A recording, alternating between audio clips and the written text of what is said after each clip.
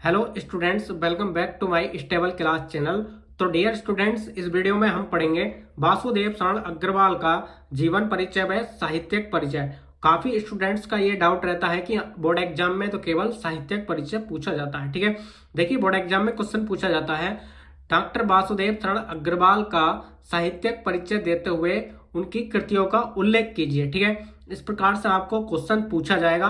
तो dear students, आपको confuse नहीं होना है, आपको उसमें जीवन परिचय, साहित्यिक परिचय और उनकी कृतियों का उल्लेख करना है। ठीक है, इस प्रकार से लिखेंगे तब आपको फुल मार्क्स मिलेंगे, क्योंकि जीवन परिचय के अंतर्गत उनकी जन्म मृत्यु व उनकी शिक्षा दीक्षा के बारे में लिखना होता है। ठीक है, तो डियर स्टूडेंट्स, हमने आपके लिए वासुदेव शरण अग्रवाल का जीवन परिचय व साहित्यिक परिचय को इतने आसान भाषा में लिखा है, आपको एक ही बार में तैयार हो जाएगा। ठीक है, बहुत ही आसान तरीके से हमने अपनी लैंग्वेज में सिंप्लीफाई करके लिखा है। इस वीडियो को बिना स्किप किए एकदम अंत तक देखते रहना। देखिए, सबसे पहले आप हेडिंग लिखेंगे जीवन परिचय। ठीक है, इस प्रकार से ब्लैक पेन से हेडिंग लिखेंगे और इसमें आगे लिखेंगे डॉक्टर वासुदेव शरण अग्रवाल का जन्म सन 1904 ईस्वी में मेरठ जिले के खेड़ा नामक गांव में हुआ था। ठीक है, यानी कि वासुदेव शरण अग्रवाल का जो जन्म हुआ था 1904 ईस्वी को हुआ था। ठीक है, और कहां पर? मेरठ जिले के खेड़ा नामक गांव में हुआ था। ठीक है, यानी कि इनके गांव का नाम क्या है? खेड़ा। ठीक है, और इनका जिला यानी कि मेरठ जिले के खेड़ा नामक गांव में हुआ था। ठीक है, इनके माता पिता लखनऊ में रहते थे। ठीक है, यानी कि इनके माता पिता कहां पर रहते थे? लखनऊ में रहते थे, लेकिन इनका जो जन्म हुआ था मेरठ जिले के खेड़ा नामक गांव में हुआ था। और इनके माता पिता कहां पर रहते थे? लखनऊ में रहते थे। ठीक है, इसलिए इनका बचपन लखनऊ में ही व्यतीत हुआ। ठीक है, यानी कि इनके माता पिता लखनऊ में रहते थे, तो इसलिए इनका बचपन भी लखनऊ में ही व्यतीत हुआ। ठीक है, लखनऊ विश्वविद्यालय से इन्होंने एमए की परीक्षा उत्तीर्ण की है। ठीक है, यानी कि वे जहां पर रहते थे वहीं से ही इन्होंने यानी कि लखनऊ विश्वविद्यालय से एमए की परीक्षा उत्तीर्ण की। ठीक है, उसके बाद आगे देखेंगे और यहीं से इन्होंने पीएचडी व डीलिट की उपाधि प्राप्त की। यानी कि कहां से?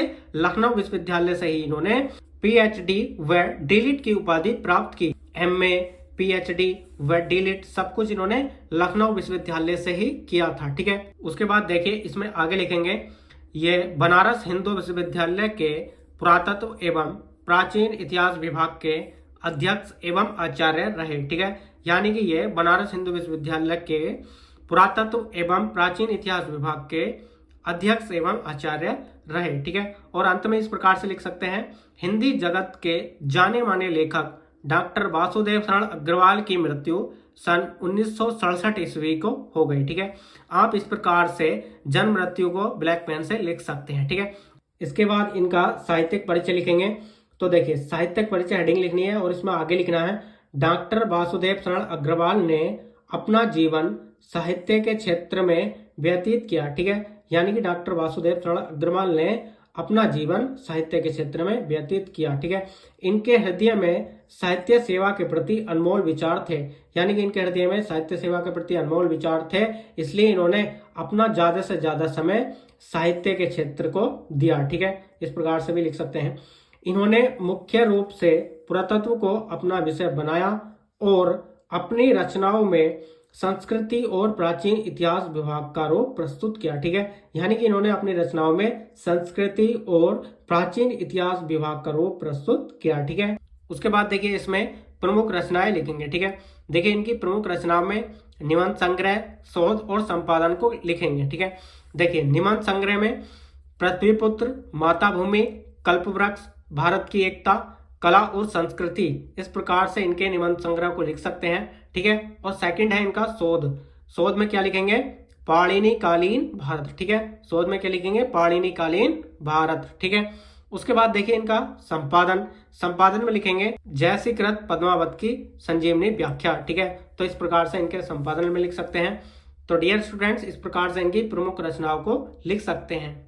तो डियर स्टूडेंट्स, इस प्रकार से वासुदेव शरण अग्रवाल का जीवन परिचय, साहित्यिक परिचय और उनकी कृतियों को लिख सकते हैं। डियर स्टूडेंट्स, यदि आप इस प्रकार से बोर्ड एग्जाम में लिख कर आएंगे, आपको एकदम फुल मार्क्स मिलेंगे, आपका एक भी नंबर नहीं घटेगा।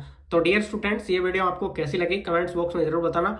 वीडियो अच्छी लगी हो तो लाइक कर देना और चैनल को सब्सक्राइब करके बेल आइकन को भी प्रेस कर देना, जिससे कि नेक्स्ट वीडियो की नोटिफिकेशन सबसे पहले मिल सके। तो चलिए मिलते हैं नेक्स्ट वीडियो में नेक्स्ट टॉपिक के साथ। तब तक के लिए जय हिंद, वंदे मातरम।